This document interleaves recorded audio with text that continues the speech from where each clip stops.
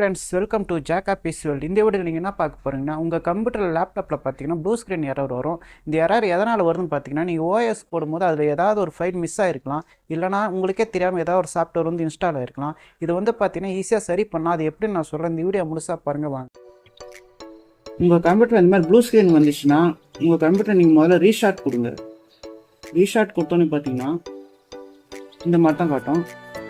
கீழே வந்து டர்போ ஷூட்டுன்னு இருக்கும். டர்போ ஷூட்டை வந்து கிளிக் பண்ணுங்கள். கிளிக் பண்ணோடனே கீழே அட்வான்ஸ் ஆப்ஷன் இருக்கும், அதை கிளிக் பண்ணுங்கள். அடுத்தது கீழே பார்த்தீங்கன்னா கமாண்ட் ப்ராப்பர்ட்டி இருக்கும், அதை கிளிக் பண்ணுங்கள். இங்கே கமாண்ட் ப்ராப்பர்ட்டி பார்த்தீங்கன்னா நான் சொல்கிறத மட்டும் டைப் பண்ணுங்கள். bootrig.exe/ கொடுத்து this mpr கொடுத்து என்ட்ரு கொடுங்க. அடுத்தது பார்த்தீங்கன்னா bootrig/nt60 SYS கொடுத்து என்ட்ரு கொடுங்க.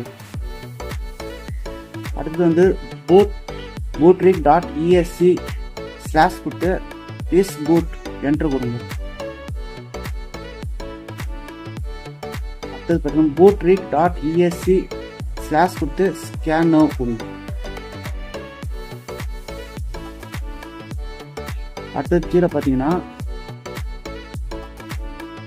bootrig.exe/rebuild pcd என்ட்ரு கொடுங்க.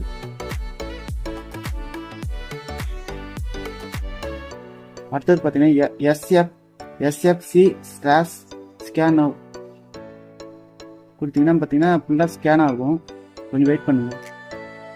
அடுத்தது chkdsk/f/r ஸ்பேஸ் விட்டு சி கொடுத்து டபுள் டாட் கொடுங்க, என்ட்ரு கொடுங்க. என்ட்ரு கொடுத்தோன்னு பார்த்தீங்கன்னா சி டிரைவில் இருக்கிற எல்லா ஃபைலுமே ஸ்கேன் ஆகும். இப்போ கீழே வந்து பார்த்தீங்கன்னா ESIT கொடுங்க, இசட் கொடுங்க. மேலே வந்து கண்டினியூ கொடுங்க. கண்டினியூ கொடுத்தோன்னே பார்த்தீங்கன்னா கொஞ்சம் நேரம் ரீசார்ட் ஆகும் கம்ப்யூட்டர்.